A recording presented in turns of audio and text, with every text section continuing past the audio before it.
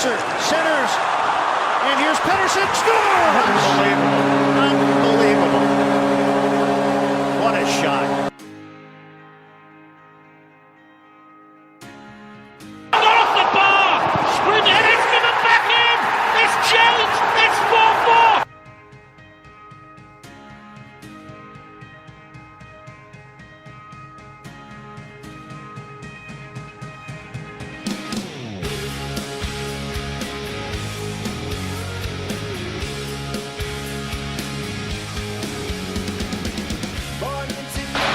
Surveys, nowhere to go, and back in the end zone.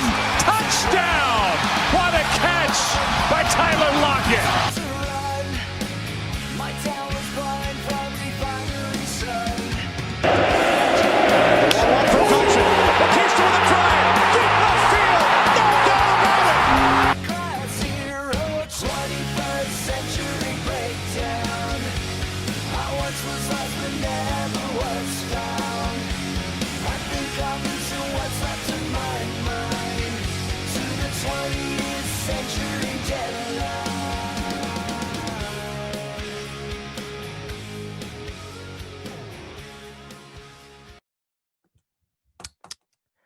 All right, everybody. Welcome to episode 8. Yeah, 8 of the Avid Discussers podcast. It's your boys, Joshua Ray and Ty Party. As always, Ty, how are you doing today? I'm doing awesome. How are you doing? Doing great. We're back on Zoom. We have a few, I wouldn't say complaints, criticisms about audio. So I guess we'll go back on Zoom. And hopefully my internet is stable. So let's just jump into this because hockey is one step closer to returning, and the Canucks have opened their training camp at Rogers Arena last few days, and both of us were pretty excited for hockey to return. And the Canucks will be playing an exhibition against the Jets on the 29th, and the first game of the play-in series will be on the 1st or 2nd, I believe. Can't wait. And with the Canucks opening training camp, we got to see all the players back in town. And they're been working on drills with the coaches and everything. And the media is back in the building, although press conferences are over Zoom. One storyline over training camp is Ferland is skating with the second group. He missed the first few days because he was deemed unfit to play. And same with Josh Levo hasn't been skating, and I don't think Brandon Sutter has been either. So all those guys have been deemed unfit to play. But hockey's getting one step closer to returning, and me and Ty and I are both excited. And it's just been so long without hockey. Yeah, it feels like when was the last time I had it? Like beginning of March, mid-March, maybe? Yeah, like mid-March. That was the game against the Islanders. Yeah, I mean, you look at so there's some takeaways from that game that you could still almost guess what's going to happen in the playoffs with their matchups and stuff because they kind of went away from their traditional matchups in that game too. So the big question is going to be, does Travis Green kind of go back to what he was before the Islanders game, or continue on with what was played in the Islanders game in terms of Pettersson was matched up against the top line. Hughes was not. Hughes for a couple of weeks was matched up as the top pair, and is he going to go back to more traditional pairings from the start of the year? Because Edler is back with Myers, and does he go back to the Horvat shutdown line? I personally would keep the Pettersson on the top line, but all decisions that have to be made too. Yeah, I personally would put Pettersson on the top line again, and this is why training camp was brought back again. I mean, Pettersson's always going to be top line. Yeah, he's always. But it's in terms of matchups when they're when they have the home advantage, is Horvat going to be the guy that takes on Fiala, or are they going to put Pettersson and just say okay, go and steal 50%, 52, 53, maybe even more, shot share and the whole bit, and limit everything they do defensively, or are we going to put Horvat on him? Yeah, it's all good questions. Fiala's pretty dangerous, and he's had a pretty good year so far, and he'll be tough to stop in the playoffs. Horvat, though, was pretty much known for his two-way game. I think he would match up against Fiala, but we can't underestimate Pettersson's defensive game as well. We all know what he can do offensively, but defensively, he's shown time and time that he is pretty capable of doing so. And I'd say like Horvat, there's such a on this market about Horvat's defensive game. It's like really not that good. I kind of have to agree. It's a little overrated, his defensive game.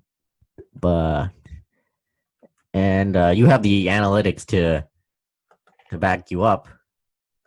And I mean, like, yeah, he has like a tough deployment, but when you get into the, everything from his shot suppression to his quality suppression and then his wins by replacement numbers, like he's just not that good of a defender. More of his profile in the NHL, like he profiled as a two-way player, but as soon as he kind of got to the NHL, he's more of an offensive player, and having that guy matched up against easier competition, it opens up his offensive game instead of just being pinned in his own end the whole time against the other team's top line. So, I mean, that's one of the other things you got to look at. And I know Travis Green's not that into analytics, so he doesn't see that. He's more of just an eye test, like majority of hockey coaches are. But at some point, even the eye test is going to see, like, you're going to see like Horvat's in his end like half of the game at this point. Yeah. Speaking of Horvat, he apparently called out Jake Virtanen for his defense and attitude. And Ty, you've seen this more than me, so you can lead us through it. I don't have the exact quote, but he basically said something like, just because you fucked up doesn't mean you get to run around and hit some guy from behind. Get the fuck going. That's basically what he said, and it was like caught on 650. It was like awesome. Oh, this is from 650? Well, because they broadcasted the game, right? But then, right. There's no right. crowd, so like they hear everything that's on the ice, right? Well, so you hear like Horvat screaming at Virtanen. I think, if I'm correct, I wasn't listening to it. I think he had like a breakaway, and he screwed up on the breakaway, so he went and threw a hit. And it was somebody, I don't know who he hit, but he hit them from behind, and Horvat lost it on him. And I mean, like, at like the same time, like Virtanen's just, I don't even like. I think it's a hot take to say, but I don't know if Virtanen's even going to be in the lineup on the first game. Oh, that's a hot take. Well, like Drance was talking about it the other day, and like I've been spouting this since December. And like Ericsson's not that overrated of a player; he's just extremely overpaid. So like in a game against Minnesota, like you're gonna need to play defensive sound hockey and the whole bit. Like Virtanen, like you can just see like, and Drance was talking about it on their Vancast the other day, is that Virtanen's defensive game is like really nothing, and that even his teammates don't respect his defensive game because like they're going at him. They're like literally directing their breakouts at Virtanen. Honestly, can't blame Horvat for calling him out. Then I mean that's what a captain should do. But sometimes he's like you have to wake up at some point, and I don't think Virtanen's even woken up yet. And that's the thing. Like, and people are complaining we're driving him out of the market. It's like no, it's that. You were a high pick in a hockey market, so we have a high expectation for what you should be performing like. And if he doesn't perform in the playoffs, I don't even know if they're going to bring him back. That I don't really have any arguments with because, man, if like he just they just argued like the whole time is like, oh, Virtanen's a playoff player. Virtanen's a playoff player. If he doesn't perform in the playoffs, like what's he sitting on the third line making $3 million for? Yeah, exactly. Virtanen is pretty much a guy you want in the playoffs, but if he doesn't become that, what's he doing there? And his defensive game for years, it's not just this year, for years now, it's needs work. And Horvat had the right to call him out. And you don't even need analytics to show that Virtanen can be quite careless on defense and is prone to just drying up offensively. And in the series against Minnesota, if he doesn't show up, and should the Canucks even bring him back? I think sorry to interrupt, but like I gotta say, right. it's like I think like you bring him back, but you temper the expectations of how much you have to pay him. And I think if he doesn't perform in the playoffs, that's a big leverage point for, the Vancouver in determining how much money they should pay him. Like I've like pretty much advocated. I don't think Jake Virtanen's a $3 million player. I think he's probably like close to a 1.52 million player. But like, what are we gonna? And I say that because you have to look at Jake Virtanen as a whole. You can't just go like, oh yeah, well he had like one good year and say, oh, that's his breakout year. Yeah, if he does that for the next 2 years, then yeah, that was his breakout year. But like we have like 2 or 3 years of him being terrible. And like, yeah, he was good at the start of the year, but he really dried up. And we got to look at that too, is that he really dried up in the second half of the season. Oh yeah, definitely. And if this is his breakout year, we shouldn't like give him like a 3 million. I don't think he's worth $3 million. He's worth 2 million to 2.5 max. Well, in my opinion. But in the previous years before this year, he's been so inconsistent and hasn't been what we've expected of him when the Canucks drafted him. Well, of course, this past year, we're showing glimpses of that 6th overall pick. But when it comes to paying him forward, do you pay him based on just this year alone? No, you got to pay him like what he's done for the last few years. This is why like many contracts go bad in the NHL. Like you pay a guy like, a lot of money with a long term just because he has one good season. It shouldn't work like that. You got to look at him throughout the last 3-4 years of his career, depending on how long he's been in the league. But Virtanen, I want the kid to succeed. I want him to be that playoff type player. But if he doesn't get his act together, I'm not sure. And I've seen people say this about Virtanen, like, I'm not mad, I'm just disappointed. And I mean, like, the big thing with Jake Virtanen before, too, was, like, that his possession game was, like, or his like, I think it was his possession entries, if I'm correct. Like, he was on the 90th percentile. I'm just going to pull this up here. And that was a big part of his game that, like, they're saying, like, oh, yeah, he can carry the puck, play this guy like Horvat, and, get Horvat the puck in the offensive zone. But it's like his possession entries, I think it was 2017, 2018, 2019, that they were really good. I know it's like his possession numbers were like, or in terms of like possession entries and stuff like that, like micro stats, like they were like really good the past 2 years, and they've really dropped off this year too. That's another thing that we got to look at too. Well, and yeah, I mean, like, and again, like, like you're talking about like contracts going bad, like paying Jake Virtanen $3 million isn't the worst decision in the world. It's just that, again, like I talk about this with the Canucks a lot, is that you always have to try to figure out a way to improve in the NHL. And paying a guy like Jake Virtanen $3 million, it's not going to make you worse. But how are you going to improve based on that contract? Like you're going to prevent yourself from, probably signing Levo or Stecher most likely if Jake Virtanen signs that. Like I heard JD Burke on the radio this morning, and like I've been pumping this tires since beginning of the season almost. Is that a guy like Troy Stecher, you have to make sure that guy signs. Like, oh yeah, because he's the most cost efficient guy that they have, and another guy like that is Josh Levo. So how are you going to make those guys just walk? Because if I think Troy Stecher is their second best defenseman, and without Troy Stecher, like you're looking at maybe Alex Edler, who he's still good offensively, but his defensive game has really declined. So, and again, like you can't count on him to be healthy considering his resume. Like, yeah, he was healthy this year, but how can we count on that to be a season to season thing? Like when you look at Troy Stecher, just his ability, also on the penalty kill, he's probably, I'd say probably top 15 defenseman for penalty kill. And just his ability to drive play offensively. Like, he's not perfect defensively, but just his ability to drive play offensively and get the puck up the ice. I know I'm going to say that. Such a cliche thing, but I'm going to say it. And Troy Stetcher's consistently proved that he can play in pretty much any part of the lineup and perform. Have to agree with that. And I'd rather have Troy Stecher back over Chris Tanev.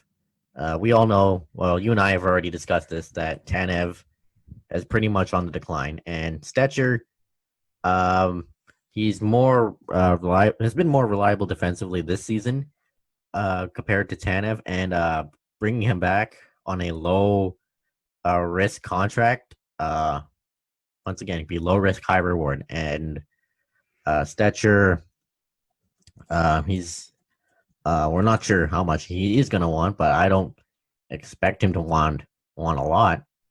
And he's cost effective, reliable in the top 6, top 4, and I don't see why not bringing Stecher back. I really don't see why not. It'd be a much better option than having Tanev back. I don't have like the raw numbers, like going back to Virtanen. I don't have the raw numbers for like just his isolated game. But like even like if we look at his first 20 games of the season, right? Like probably early mid-December, something like that, right? Right. Oh, and by the way, someone found the audio of what you were talking about. The Weisbrod? Or the the Virtanen. He actually did lose the puck on a breakaway. Yeah, I thought that's no. Okay, the Weisbrod. We'll get into that later. I got to talk about that.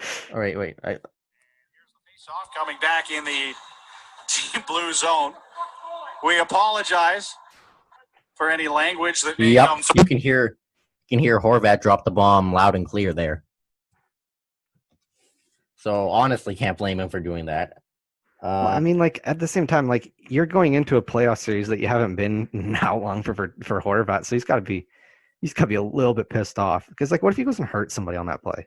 I know, and messing up a breakaway, it's embarrassing. I've done it playing ball hockey, and I got people have called me out. So, Virtanen's really got to learn from that because I'm glad it was scrimmage because if he did that in an actual game, the memes would be all over the place. But yeah, Horvat says just because you effed up doesn't mean you get to run the F around.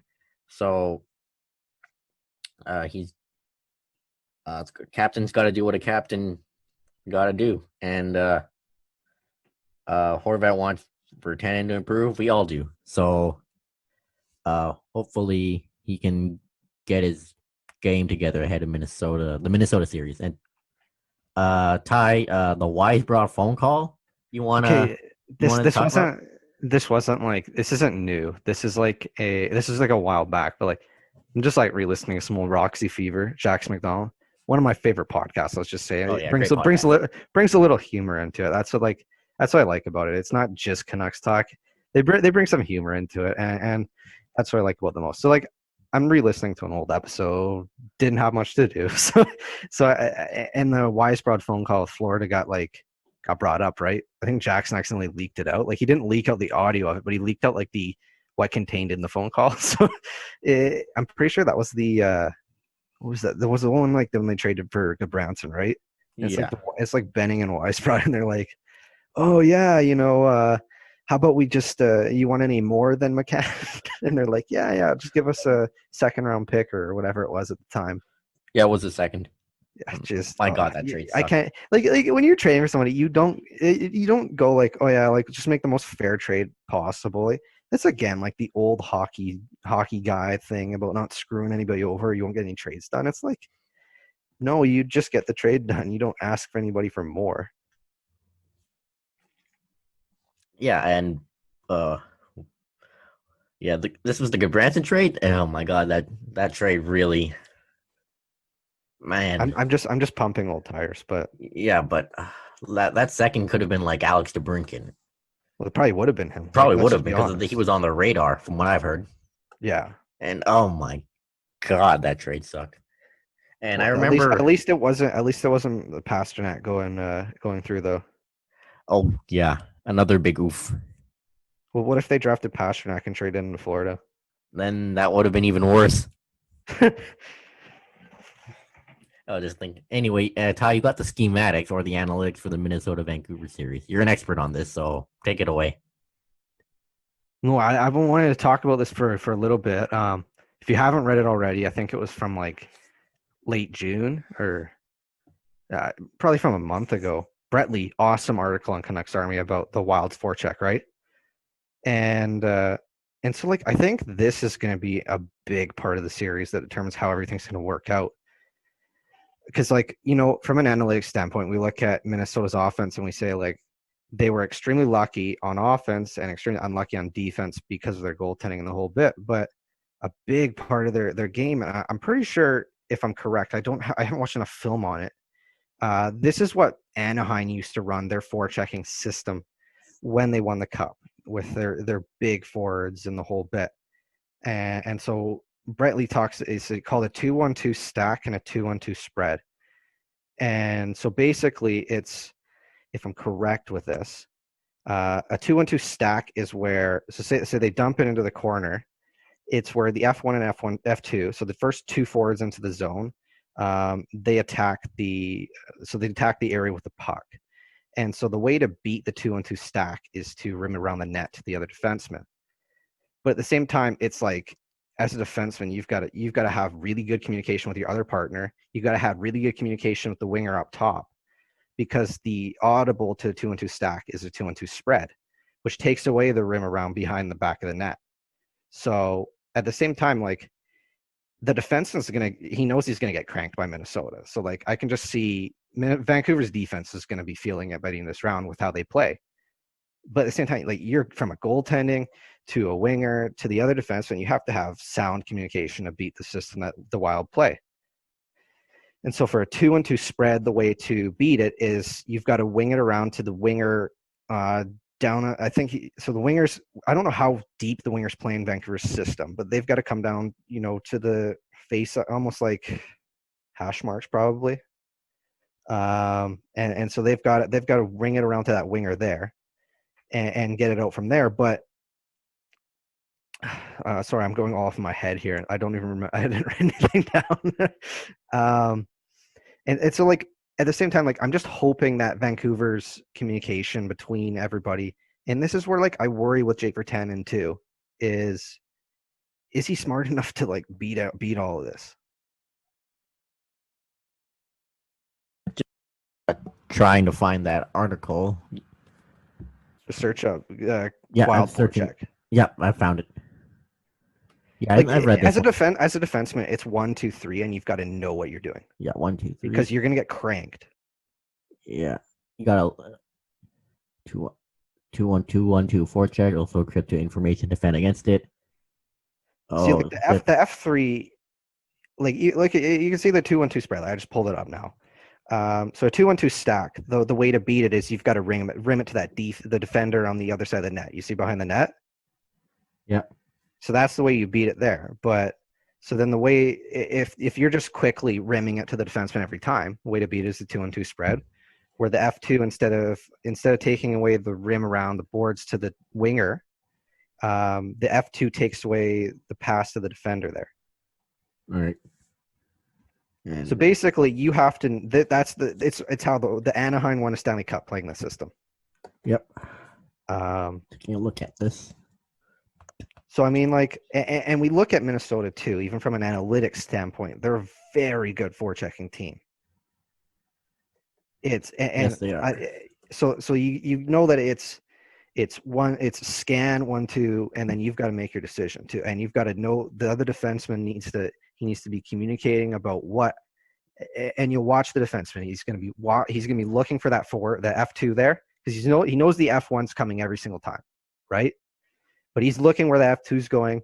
He needs to know the other defenseman has to be communicative. And even as a goalie, you have to be communicative with your defenseman of what's happening too. Like, I know that people don't talk about hockey being a super schematic game, but like you have to be at your top focus every single point of this against this forecheck. Yeah, that's true. And you don't even need to be an analyst guy to know that Minnesota has a really good forecheck, even just by the eye test. Well, they're just big. Yeah. Like you look at a guy like Jordan Greenway, and another guy that was Jason Zucker. He was a really good forechecking forward. He's not there anymore, but he's with Pittsburgh. Like it's not as though like I know like Eric Stahl is always going to be good. Jordan Greenway, Foligno. I don't have the forechecking numbers on me, but like they're just a big team. Oh yeah, they are, and I said this before that we should not take them lightly. Yeah, If you start doing that, then you're gonna lose. yeah, exactly. Just yeah, and let's that was pretty interesting to read, and I'll probably give it another read later. And move on actually to the biggest news of the week. After we recorded our episode 6, not 5, 6 last week, Rick Dolly, Matt Sakaris said on air that the Canucks were potentially looking at trading Brock Boeser, which Rick Dollywalt tweeted, and Canucks Twitter exploded. A few days later, Jim Benning himself denied them, and Brock Boeser was reassured that he wouldn't be traded. And even his teammates are joking around on training camp. He even got JT Miller saying, "Hey, you're gonna get traded," and this caused like a lot of debates. Like, who would you rather have, Boeser or Toffoli? And honestly, I know I've said that losing Tyler Toffoli would really suck because of the price given up to pay him, but trading Boeser and keeping Toffoli probably hurt even more. Unless the only way I'd actually trade Boeser would be for a legit legit defense, a right-handed defenseman, but there aren't too many around. And trading Boeser for cap space, it really goes to show how this management really mismanaged the cap. This is why I was so against like the Beagle contract, the Myers contract, and don't get me wrong, I love both Boeser and Toffoli, but would you rather have a guy who's about 27 in his prime, whose best statistical season was about 0.71 points per game, or a 23-year-old goal scorer who can easily get better and is pretty much going to get better, and his worst statistical season was 0.79 points per game. And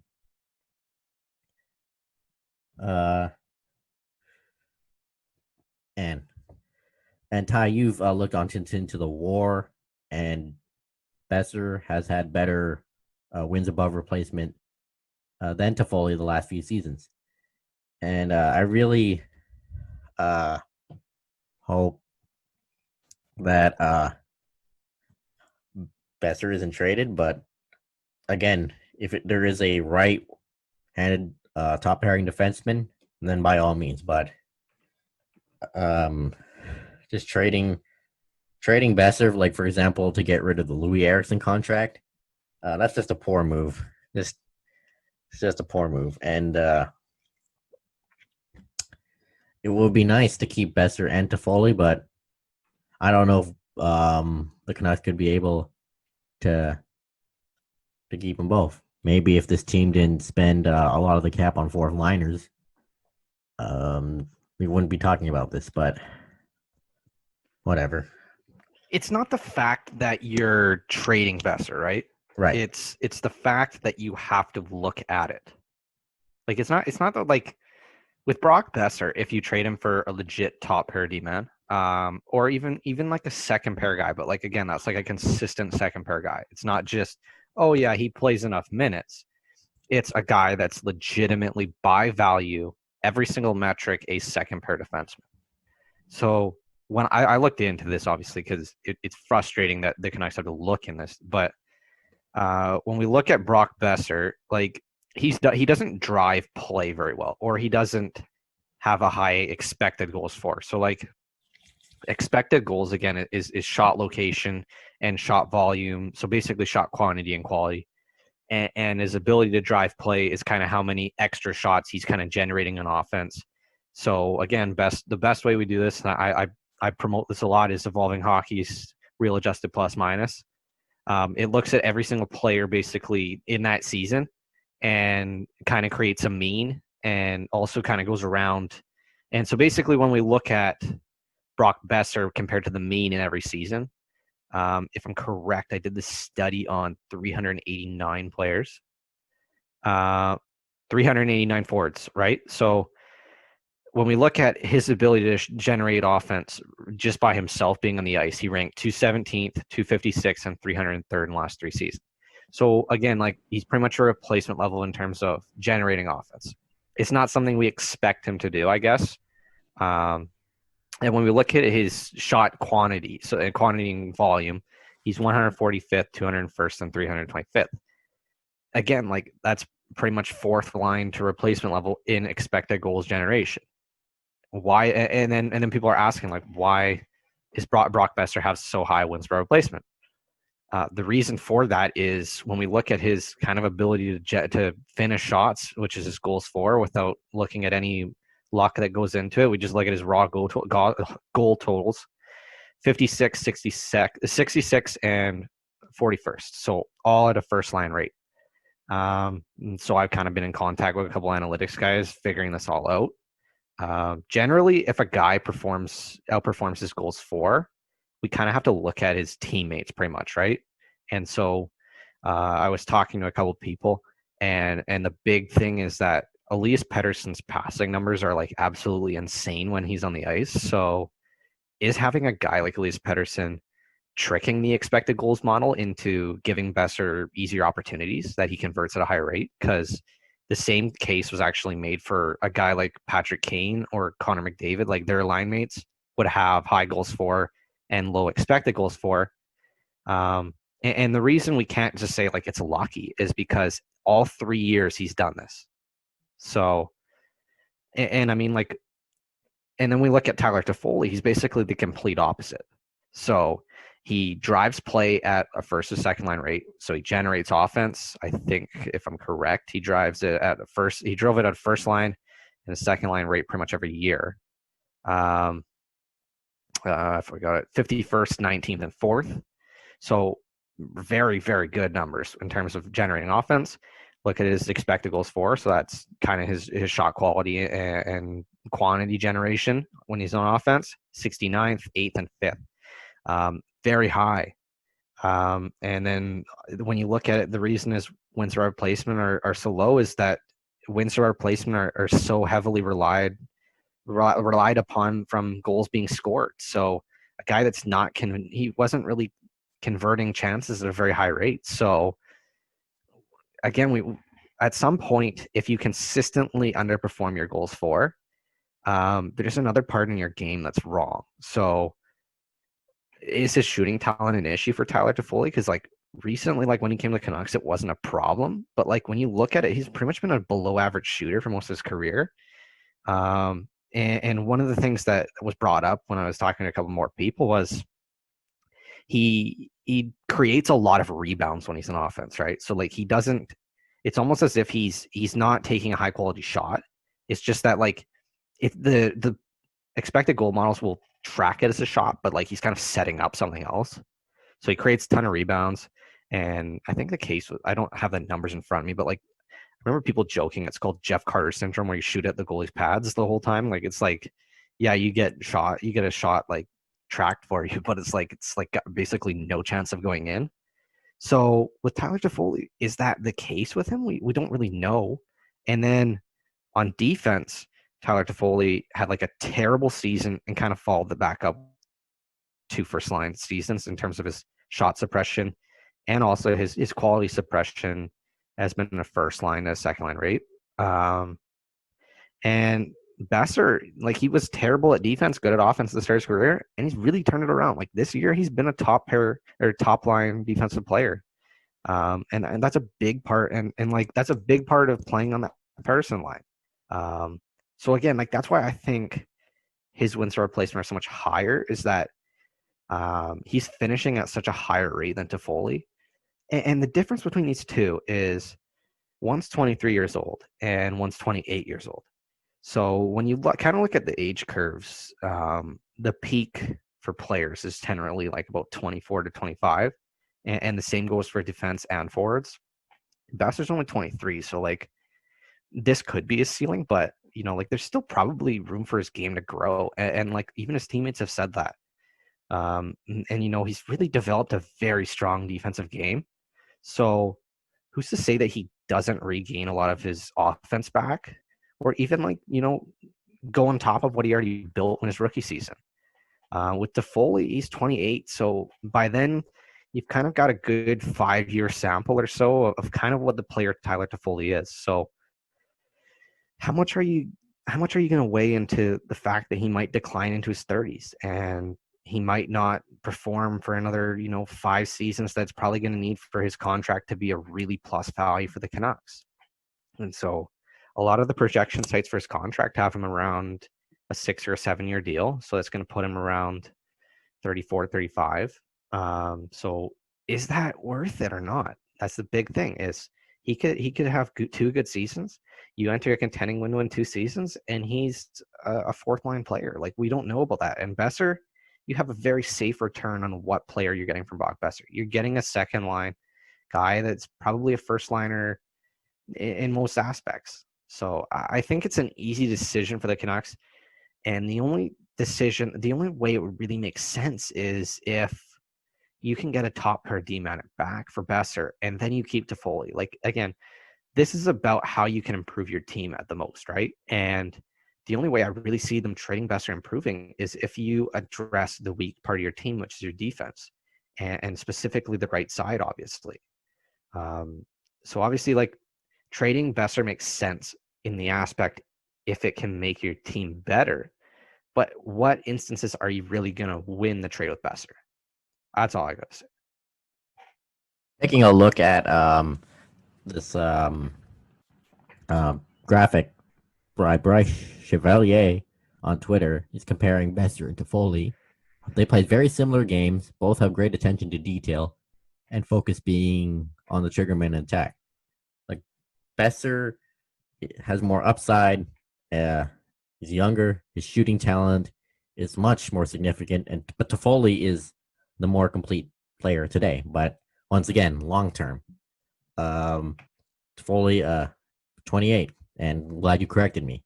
And Boeser is only gonna get better and enter his prime, and Toffoli will be soon in his 30s. And would the Canucks be willing to give him a 6 to 7 year deal based on those projections you've said?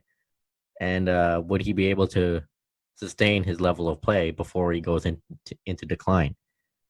And I think with like Boeser, like, I don't agree that he's necessarily the player that everybody in Vancouver thinks he is. Like, I think his offensive game in terms of play driving is a little overrated, but it's not as though like he's bad. Like, most of the market value sites have him like around like 8 to 10 million. So it's not as though he's a bad player, because he converts his chances at a very high rate, and he's a very good defensive player. So yeah, I think in some aspects though, like, if you could get I mean, like, the name that I'm floating around obviously a lot is Colton Parayko, but it's whether or not you can work out a trade with St. Louis, who's also in cap hell at the moment. If I'm correct, so if we're looking at next season, because why don't we go into a little bit of some trades the Canucks can kind of make to in instances where trading Brock Boeser makes sense, right? Right. So we look at St. Louis, right? So St. Louis only has $2.9 million next year. If I'm correct, they have. So let's see here. If my cat friendly will ever load up. So they've loading got, mine up. Yeah, so St. Louis, like, they've got Pietrangelo, who's going to be a free agent. He's their captain. Like, he's not somebody you want to get rid of, right? Right. And then you've got, it's all these other pieces outside of their core defense that are locked up, like Justin Falk. Like, those aren't guys you want to lock up long term. A 28, 29 years old. Parayko's 27, very good contract. I think he's around like 5.5. that's the kind of guy that you'd want. I think and he's a right side D-man too. I'd be just throwing the kitchen sink to try to get him for a relatively good price, because that's the kind of guy you can really win with. Like, he's got a very strong defensive profile. Oh yeah, and I haven't really looked into this much because, but let me bring up Boeser. There are articles that outline some like trade options. Here's one from the Hockey Writers by Matthews. Nope, by Sartaj. I can't pronounce that last name. It's all about, can you improve your team with the Canucks? And here's another name that popped up. Trading Boeser to Minnesota for Matt Dumba. See, like, I don't know if Matt Dumba's a good trade option, though. I know, and I don't know. Here's another one, Shane Gothisbehere. I don't know if he's a good trade option as well, because I'll pull up both for you. Nope, no to Ristolainen, but Yoki Haru. Maybe. If you're looking at Dumba last 3 seasons, right? So like he had a good season in 18-19, right? Right. It wasn't particularly good though. Like, I wouldn't say like he's like. Let's look at his expected WAR. That's kind of how I view defensemen. And Gostisbehere. Like, what's it going to take to get to Gostisbehere? Like, I could see the Boeser. Like, when you look at Dumba this season, he was not good defensively, and he wasn't. And that pretty much made him. He was a replacement level player because of that. His power play was not very good. I don't really put a ton of stock into that though, in the sense that, like, unless I'm paying, and the only I you know what, I put a little bit of stock in that because it's quite a significant, quite a significant amount you're paying for Dumba, I guess. With Gostisbehere, he's pretty much the same player, except his defense isn't as bad as Dumba, and that's the big thing. It's like neither of these guys are particularly good. I don't know the age of the other ones. It's again, it's a big gamble. You're trading a 23-year-old first line winger. Like, it's not something you want to. Yeah, this is a risk. And I mean, like, Dumba's pretty much, he's been a good offensive player most of the seasons, and he hasn't had a strong defensive profile. It's just that his offense has really declined this year. And are you going to bank on that coming back? And with Gostisbehere, he was like really good two-way player. I'd say he's like a good two-way player. He wasn't like really good, but the last 2 seasons before, and this year his defense has really dropped off, and his offense is like relatively the same as it was most of the years. But it's like his defense has like dropped off again. You're paying a significant price too. Both these guys has really dropped off, and it's a matter of these are the ones that you take a gamble on. It's not something that you go like, okay, I'm paying my first line right winger to get a gamble on a right hand D-man here. Like, it's just not something you do. These guys are all intriguing names, but this is be a big gamble to trade potential first line a winger. And are you willing to give up Boeser for a guy like Dumba or Gostisbehere or Parayko?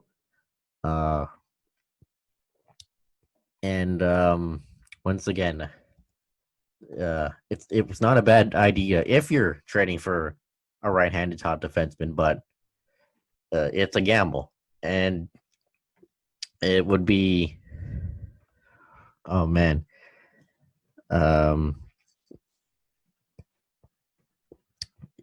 Anyway, let's move on to big Canucks news.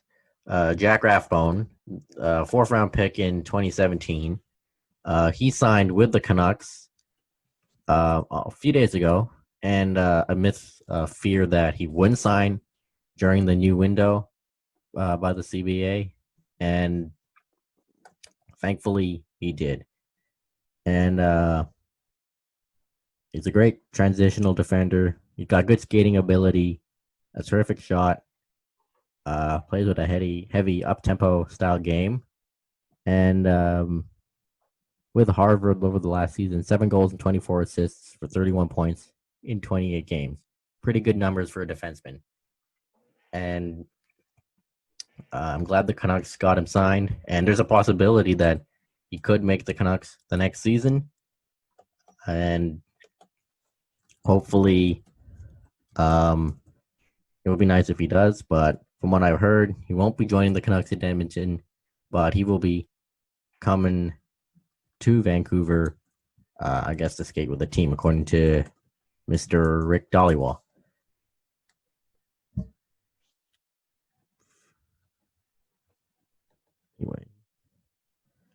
Anyway, Ty, do you have anything to say about this?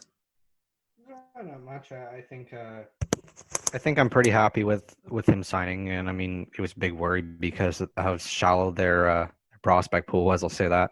Yeah, pretty much improves the Canucks' defensive prospect pool. He has been compared to Hughes, but like he's obviously not as special as Hughes, but he has similarities in his game, and I think a big reason he signed was that fall sports in the U.S., fall college sports in the U.S. Are not happening thanks to COVID-19. But he's got top 4 potential, and I have seen a bit of his game, and from what I've heard, top 4 potential for the Canucks. It does seem likely. Anyway, thanks to the Boeser trade rumors, we got burnt. Canucks Twitter once again was on fire. There were burner accounts that were exposed, and we're gonna put this out on our Twitter handle at Avid Discussers, because I think we should interact with people on Twitter more. If Ty and I were burner accounts, who would we be? Pretty much, and I'd like to know. And the media has been going at it with their takes. You got one guy from the radio who called Canucks fans diaper filling piss babies, which has been the word. Andrew Walker. Andrew Walker. Didn't feel like mentioning his name, but I might as well. And we got to give a big ode to Thomas Drance of The Athletic. Not only because he inspired this podcast name, but he has been on fire this last few weeks. This last week, actually. Like not just his articles, like his takes on Twitter. He's been roasting so many other journalists, including Walker and Global's Jay Janowar. And we appreciate Drance, and it was good to have him back after having him. He was in Florida for the last 3 years, and if you're not following Thomas Drance on Twitter, you might as well now. And if you were subscribed to The Athletic, you must read his articles. It's great stuff. And he's a great writer. He's always has been. He's great hockey, and he's a great hockey mind, and someone that has inspired me to write, and many others when he was with Canucks Army, now the Athletic. And it's like some of his takes saying, like, well, what Ty, you've been saying, Eriksson is a really good fourth line floor defensive reliable guy, and I'm glad he put that out. He's been great reporting all the stuff in training camp, and Drancer, just keep doing what you're doing, I guess.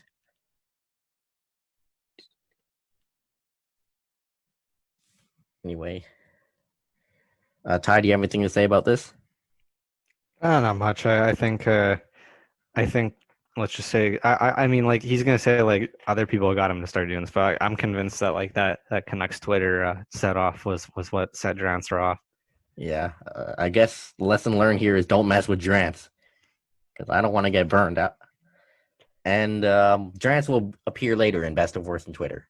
Anyway, I'll just end it with the other the Canucks haven't started yet, but another Vancouver sports team has, and it's the Vancouver Whitecaps with their MLS is Back tournament in Orlando. And they played the San Jose Earthquakes a few nights ago, and they started off pretty well. I didn't watch the entire game, but I watched pretty much the second half. And in typical Vancouver sports form, they blew a 3-1 lead. And the winning goal came in stoppage time, and they lost 4-3. Didn't even get a single point out of it. And man, the Whitecaps, their defense, and I guess their midfield, they need a lot of work too.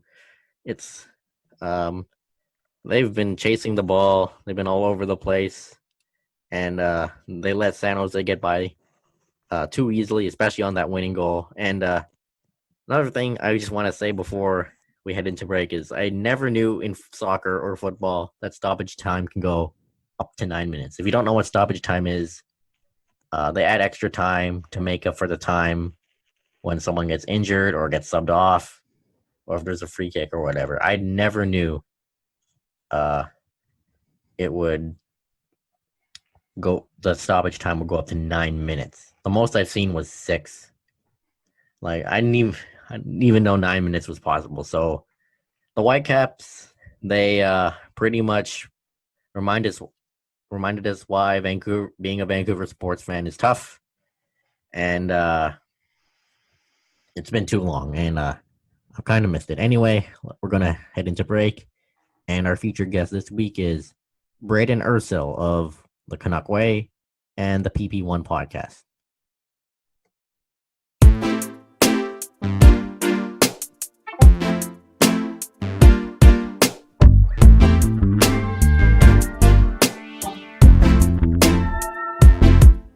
Outside it's cloudy, but I like that better. Behind the wheel, but still ain't on my way.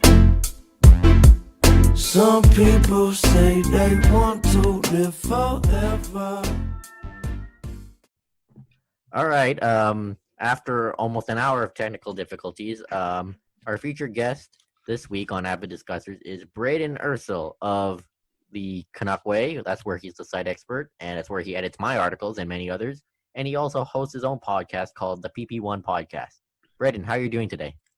Hey guys, I'm great. Hockey's officially back, so things are good. Thanks for having me on the podcast, guys. Glad to be here. All right, and Brayden, how are you staying busy during the pandemic without any sports to watch?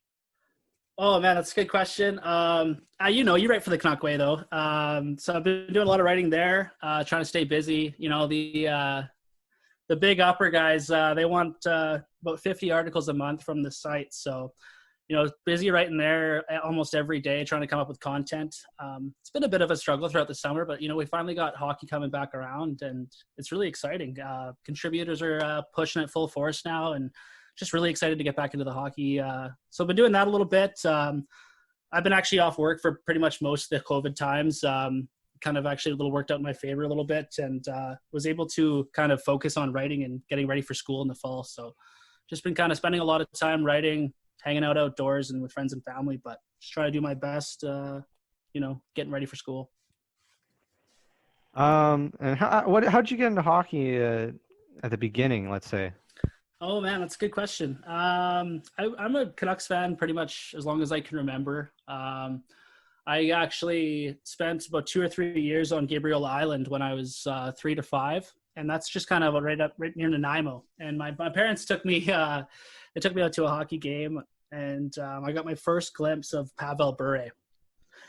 And it was amazing. He was amazing. The Canucks actually, they weren't that good. We lost 8-0. But Bure got a breakaway, and he was fun to watch.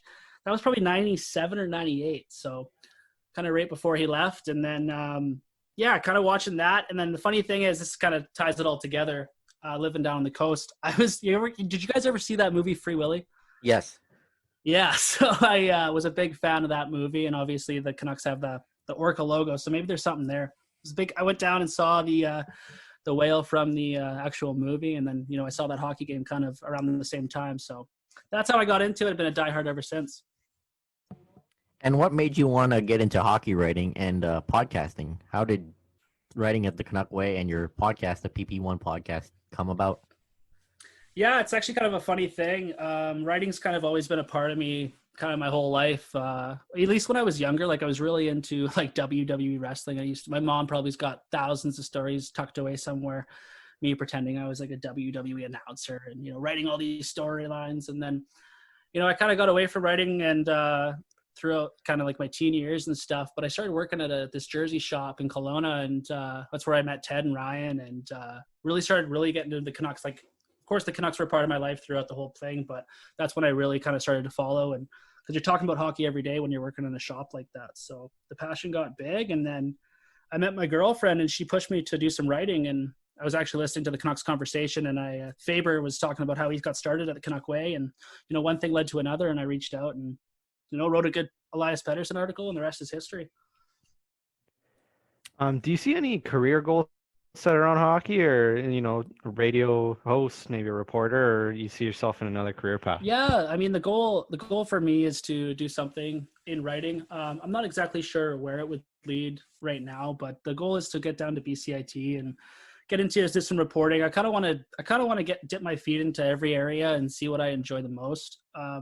I went down there thinking I'd really love the journalism, and it was funny. And then they kind of split us off, and next thing you know, I'm all of a sudden thinking I want to get into radio. So, but at the end of the day, I picked journalism, and I definitely see myself trying to get into the sports side of things, maybe do some reporting.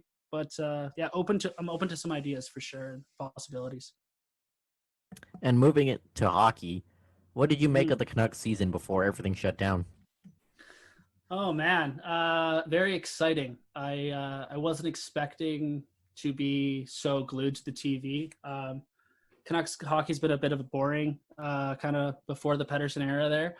And, you know, they were good. They were fast. They were hungry and just really exciting to watch. I like the fast tempo, high scoring games. You know, the defense obviously was a little suspect at times, but just a young, entertaining group. And that's something we haven't had in a while.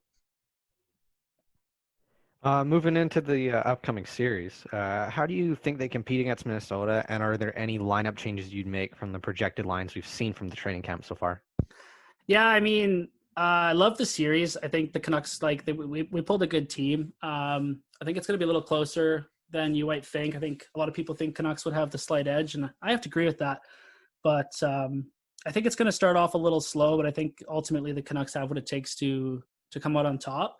I know in Minnesota, they play a dump and chase style game. And if the Canucks can, you know, figure that out and get their power play going, I don't think they're going to struggle too much. Like I said, I think it's going to start off a little boring, but if the Canucks can get going, I think they have the positional advantage almost everywhere except defense, but where they make up for that and where they score goals. And of course, Jacob Markstrom has been absolutely fantastic. So I could see it going 4 or 5 games. And, but as for the projected lineups, that's a totally different question. I mean, we're still 2 weeks out, but from what I've seen through training camp, kind of for people, if we're talking about, you know, fighting for roster spots, I really, really like what I see in Zach McEwen. I think he's kind of really pushed himself above the other Black Aces, and he's going to be pushing Eriksson for a spot. He's going to be pushing Mott for a spot. So love to see him play, and I'd also love to see it if Ferland could get in, but, you know, he's a totally different story. And who was the Canucks MVP this season out of these 4 players? Hughes, Markstrom, Miller, or Pettersson? That's a good question. And it's funny because I can honestly make a case for each one of them. But if you have to pick one, it's got to be Markstrom. I mean, 8 stolen wins. You take Markstrom out of the equation, and I'm not really sure this team has a sniff of the playoffs. So if you're making me pick one, it's got to be Markey. But like I said, I think each of them kind of has their own case. I mean, I'm shaking my head behind the camera. And I'm smiling. Oh yeah, nice, guys. What about you guys? What do you guys think? Who do you think's the MVP, Ty? Okay, I've got the whole thing for Elias Pettersson. Like, I was on the radio for this. Like, it's Pettersson. It's not even close. What's that? Okay, you look at the best way we can really compare everybody, you know, goalie, skater, and everything is wins per replacement. You look at what Pettersson did this season; he was worth 4.2. So, relative projection standpoint, he was worth 26.8% of the Canucks wins. Markstrom, according to those numbers, was 13% of the Canucks total wins this season. Pedersen, when I look at like every single season since maybe like 07, he was in the top 40 for what he did this season, but nobody gives him credit for like how good of a two-way profile he had, how good he was in the power play, how good he was at drawing penalties, just the whole bit. And like, it's no knock against Markstrom. He's great. Yeah. It's just that like how good Elias Pettersson was. No, you are right. I mean, like I said, you can make arguments for each guy, but I think in Pettersson, in kind of a way, like he was amazing, but he was quietly good, you know. And I think a lot of eyes were glued on Hughes, and a lot of eyes were glued on JT Miller, and it kind of took away from actually the fact that Pettersson was making those players better. And so, yeah, I agree with some of your points there. You're saying something about how Markstrom only made up for about 13 points they got this year. Can you elaborate on that? I mean, from what I know, he stole 8 games. So isn't that at least 16 points?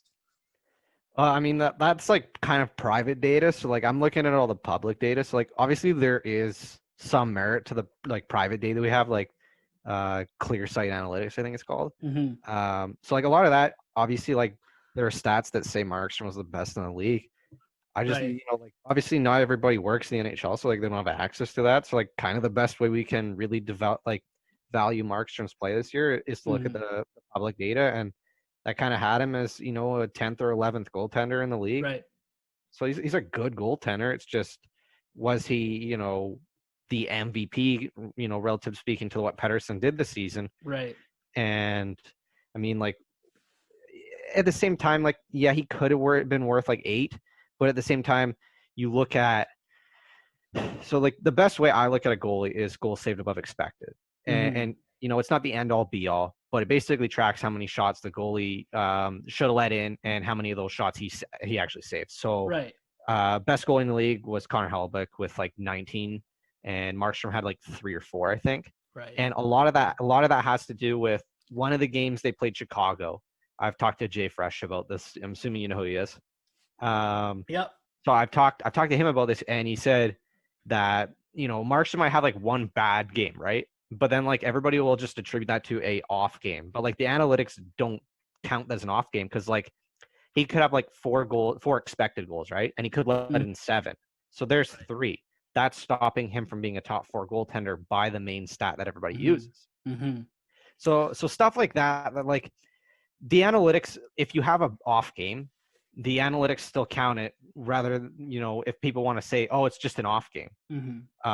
Whereas like everything comes down to consistency and that level of consistency. And it's just like Pettersson just, you know, he elevated his teammates in every other aspect too. That's another big part of Brock Boeser, why he was so good, was because all the expected goal models said Brock Boeser was terrible, but then all of a sudden he's still scoring all these goals. It's like, it's because he's got Elias Pettersson passing him the puck and giving all these chances. Yeah, no kidding, right? Like I will say, like if you're asking me who is the MVP this season, like I do go with Markstrom at the end of the day. Like you make an excellent argument about Pettersson, but I mean, if you're gonna ask me who the MVP of this team is, like when this team wins the Stanley Cup and moving forward, it's Elias Pettersson hands down. And like honestly, it blows my mind how badly the Canucks want to re-sign Markstrom. Like just kind of looking at the Canucks window, like he's a great goaltender. I don't get that he has to be re-signed. I mean, like Jackson's brought this up too, is if you're looking at who you take out of this lineup and who is the theoretical value, you know, like most valuable player, Pettersson was like from a theoretical value standpoint, but like if you take somebody out of the lineup, it's Markstrom. So like it's again, like you have to look at like the context of the question too, for sure, which has never been defined. Yeah, fair enough, right? All right, what else do you guys got for me? Josh, you gonna add in on this? All right. So the Canucks are entering a tough offseason. Who would you prioritize this offseason? Like prioritize in big UFAs? Yes. Yeah. Well, so okay. All right. This is fun. Like I said about the Markstrom thing, I think they got to go for like they think they have to go for him. So I'm just gonna go that route and stick with that. So they're gonna sign Markstrom. I don't think they're gonna pay him whatever they need to get him.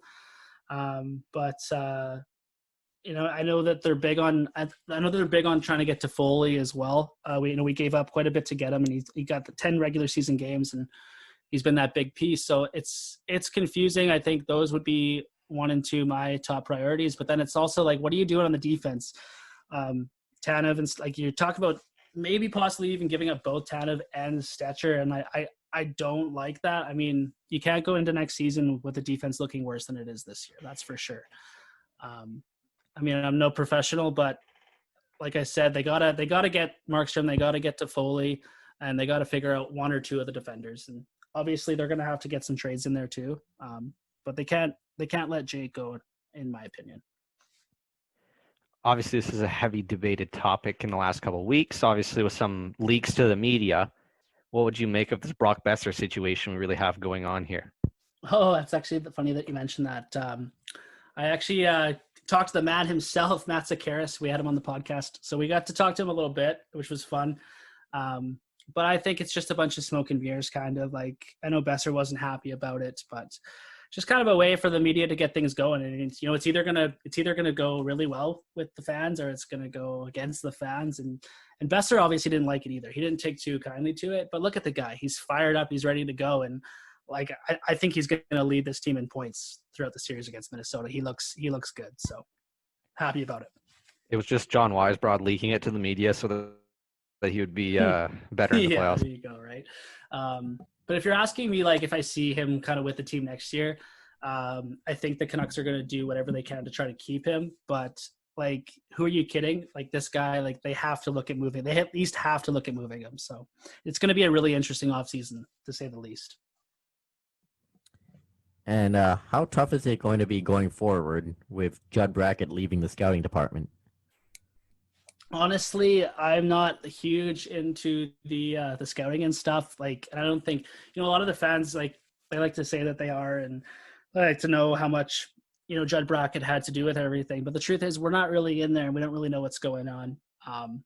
From what I've seen so far in Benning's tenure, he's been absolutely amazing at drafting.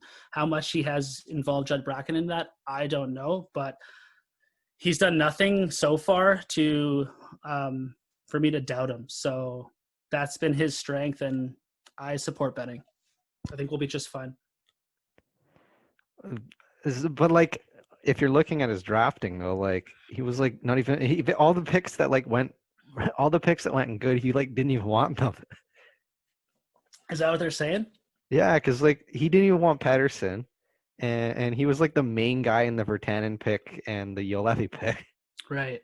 Okay. No, yeah, I mean, I'll obviously the Jolevi pick was a mistake, but other than that, I mean, he's done a pretty excellent job, especially through the NCAA. They've done a really great job of bringing guys over through there. Judd like Brackett. good players that are ready to come through. So Brackett. That's all Judd Brackett, eh? Well, he's like, I don't know where he was. He was like, was he USHL? Where was he?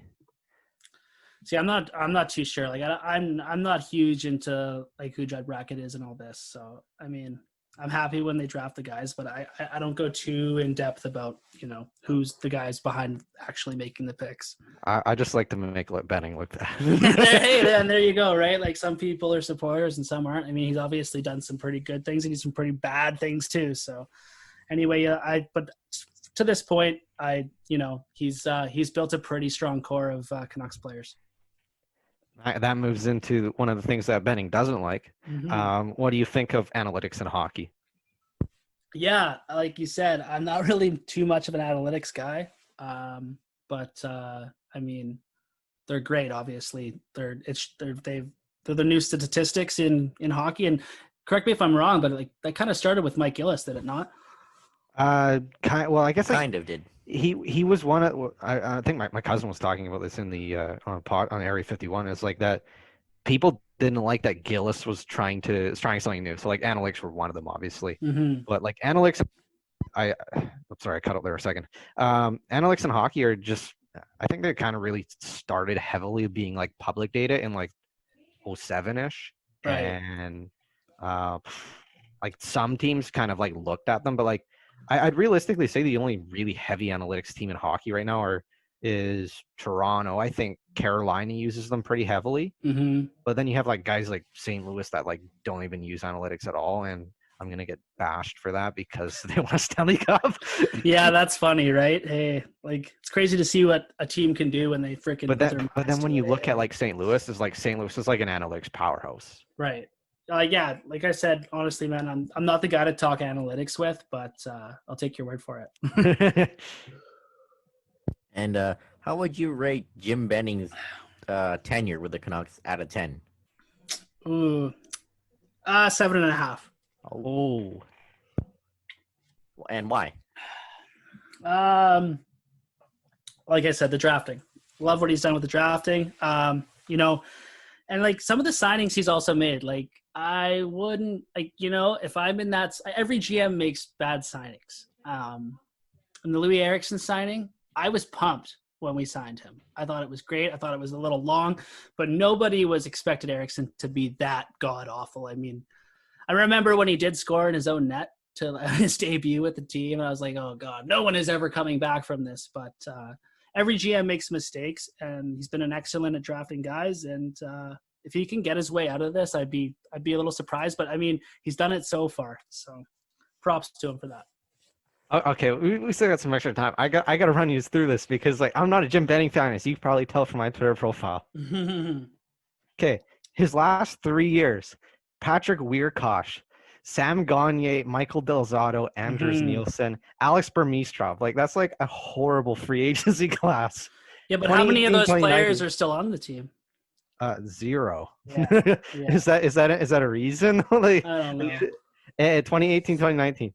Jay Eagle, Antoine Roussel, and Tim Schaller. That was the worst year ever. Roussel, good signing. Like I didn't mind that. I mean, like, I gotta say that as somebody that hates Benning. Jay Eagle, useless. Yeah. Oh, yeah. You're not wrong. Like I'm with you on that. But you know, at the same time, we needed those players at the time. Some of them on a 2-year deal. On a 2-year deal. Oh, for sure. Yeah. Jay Eagle's fine, but like 4 years, like. All of a sudden, you start looking at your contending window when your core comes up, then you have like that guy in a fourth line that's preventing you. Like now you have to look at trading Brock Boeser. Yeah, exactly right. It's ridiculous, for sure. But like I'm saying, I'm sticking to it.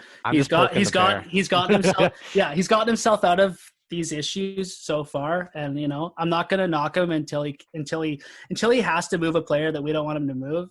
Then you know, and I have his support. He's got my support. I mean, so. Yeah, I mean, like until we have to go like Peter Chiarelli and like trade Taylor Hall or like Tyler Seguin, like I mean, like I can get like that angle. I obviously just like I look into this like so much because like I obviously, as you know, I'm a big analytics guy, and like basically what Benning has done does just not line up with how I build a team. Right. And again, like it's just my opinion. It's not like I don't care that he's a GM. I obviously would rather have somebody different, but it's not as though like I'm faulting somebody's opinion. I'd always take everybody's opinion. You know, and I mean honestly, like you think about it, right? Like every GM was expecting the cap to go up. Man, we could have almost seen a $7 million raise in the cap. Yeah. Like no one, like in the history, I don't think the cap has ever actually even stayed flat before. So I think after the lockout, that was the only time I can think of. I think it still went up just a touch. Did it not? Oh yeah. Okay, but I think it I was could like be wrong for two or three. Yeah, but regardless, right? Like you're expecting the cap to go up. Nobody expected to be stuck in this position, so like that kind of sucks for Benning. But at the same time, like he has, in a sense, he has to kind of prepare for things like this, even though it's like unprecedented times. Like if he's he's got my back until he can't get out of this. The problem I have with him is that like if he had his like full control, let's just say, right? Like say Trevor Linden never comes to the Canucks, we would end up with so let's see. The scouting staff wanted Dylan Larkin in Detroit, right? So then he overruled them first year and drafted Jake Virtanen. Thomas Gradine. I'm not trying to change. I'm just not trying to change your opinion. I'm just giving mine. No, hey, go right ahead. Yeah. So then we go to the next year, right? We draft Olli Levy, right? I think that's who was next year. Was it him that did he skip out on Pasternak as well? But everybody. Oh yeah. So you want to get into that story too? No, not really. So he wanted Connor Bleakley, right? I don't even know where the hell he is now. So he wants Connor Bleakley. Connor Bleakley gets drafted before, right? Scouting staff is pushing him for Pasternak hard, and there's proof of this in the Vancouver media. They're Okay. pushing for Pasternak hard. And so then he goes, no, I'll take Jared McCann. So like Jared McCann, fine NHL player. Yeah. Nothing against it, right? Mhm. Then all of a sudden he lights up the scouting staff like, why'd you not draft this guy? It's like, Jim, we told you. Oh, that's funny. And then Brock Boeser? It might have been Brock Boeser before. And good pick if that was Jim. Yeah, great pick. If it could have been Judd, I don't know. Again, Judd probably had heavy influence because that's where he was scouting at the time. Right. But again, GM has to sign off, I guess. Mm-hmm. Like I said, I don't really know too much like behind the scenes on that type of stuff. So I love all this drama. I just look for like every little bit of it. And then then Ole Levy, they're pushing. Who was it? Thomas Green, the European scout. He was pushing for William Nylander and drafted Levy. Whatever, it happens. Yeah. Then we go to the Elias Pettersson draft, right? Trevor and Windle. everyone's freaking out that we drafted Pettersson. Yeah, I know. I was a fan of it. I had a buddy that was telling me about, and I mean, it never panned out this way. But like, who was it? Dahlin, right? Yeah. They played really well. Him and Pettersson in Sweden at the World Championship or the World Juniors, right? So he's like, yeah, you got to get this Pettersson guy. This line will be like the new Sedins. I was like, okay, yeah, I'm sold on it. So we draft Pettersson. I was happy with it, and like, people will probably call me out for that, but like I was legitimately happy about it. I have proof of it. No, I was stoked about that too once I saw the connection. But I remember thinking, like, man, Pettersson, he's not even on the top 10 list. Like, who is this guy? Like, yeah, he's like skinny and stuff. But I saw, as soon as I saw his highlight reel, I was like, okay, this guy is sick. Well, who was it? Thomas Green, same guy, said he was the top guy in the draft.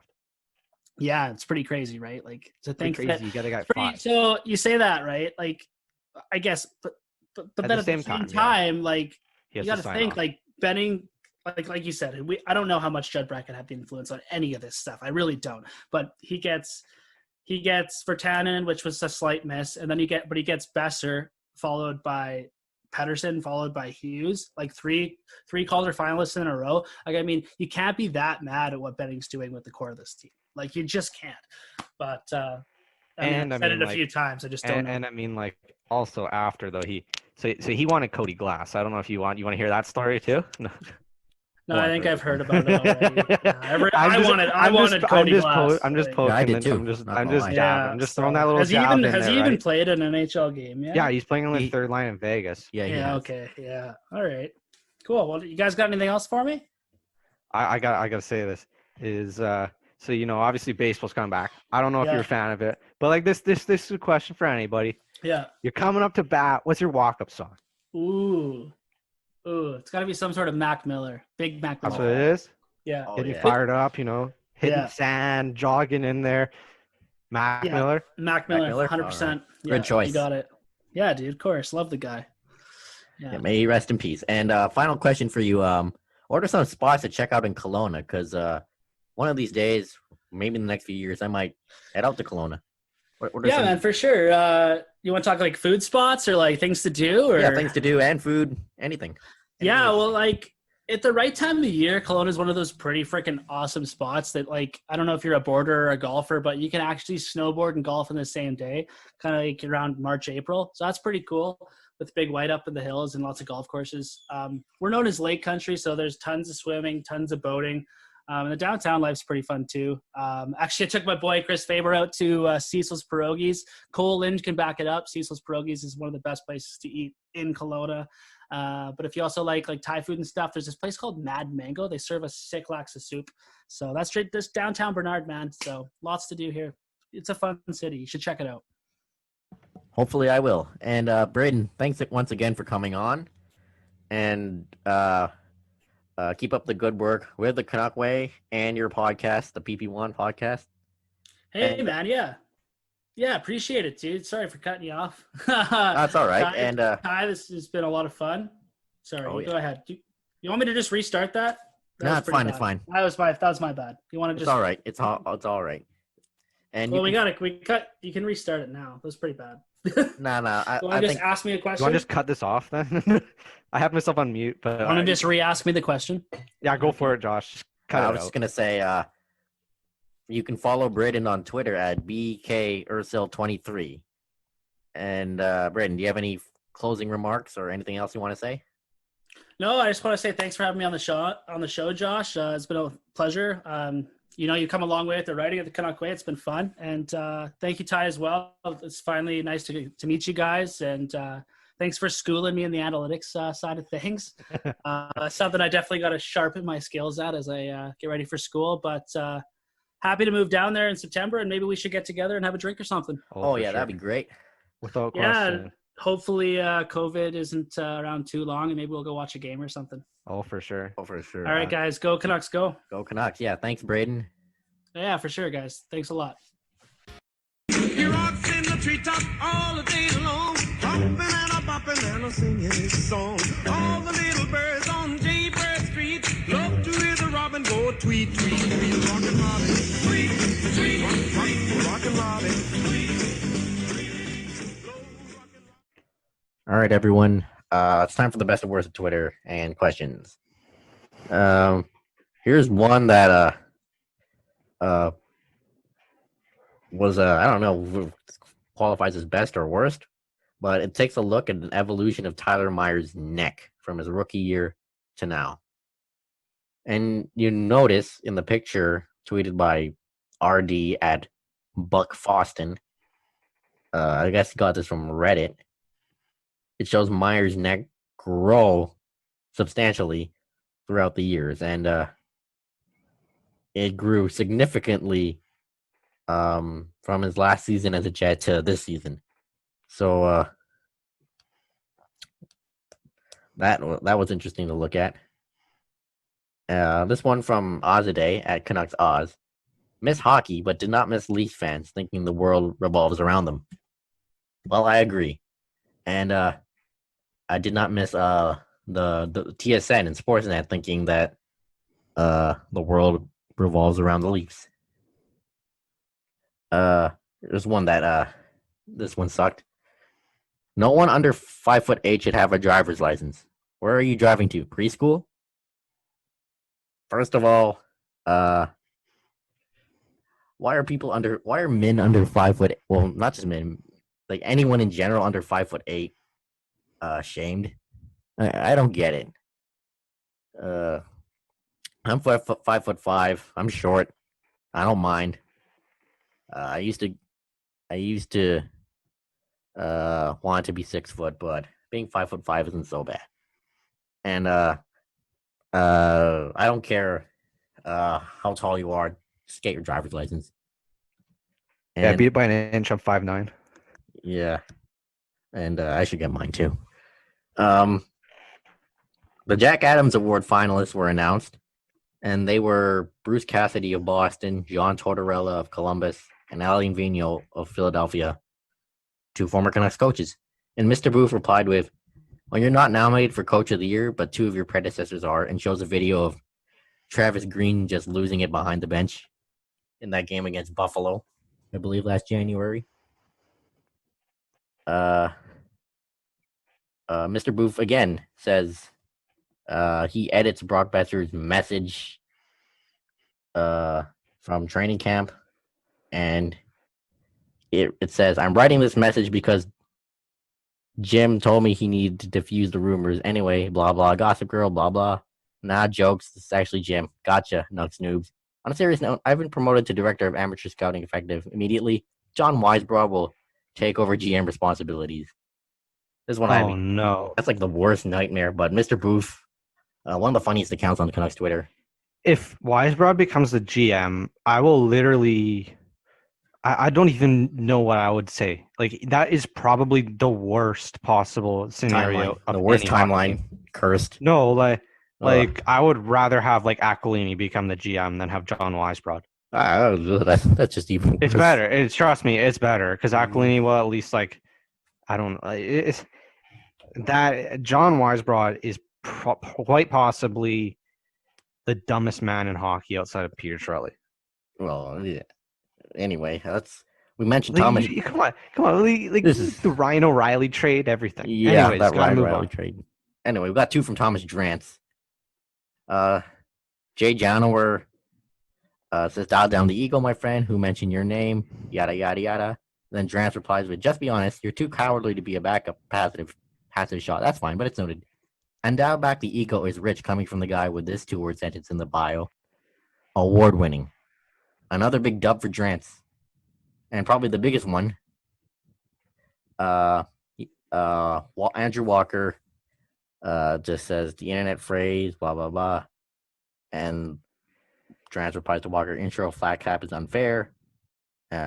Piece mapping won't, how the cap crunch won't cost Vancouver.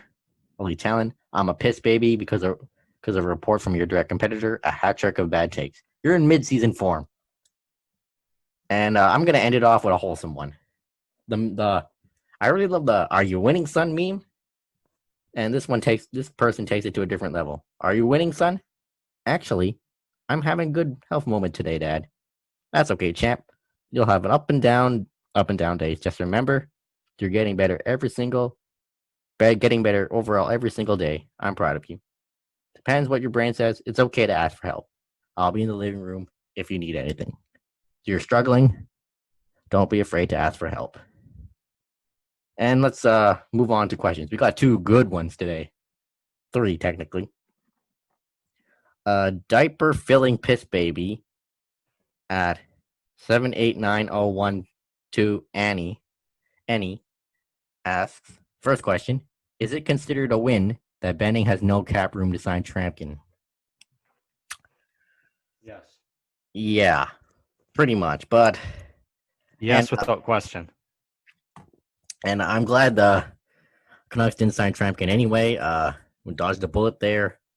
So if there's one thing that came out, good of the Canucks cap situation, it's that Benning had no cap room to sign Trampkin.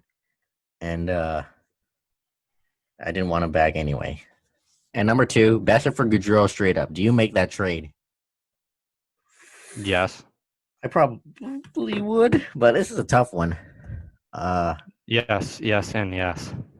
Gaudreau, one of the best in the game. I probably do this one too. I guess Gaudreau's in his prime, and I guess he has the better upside, and maybe the better defensive game. So yeah, I probably do this too.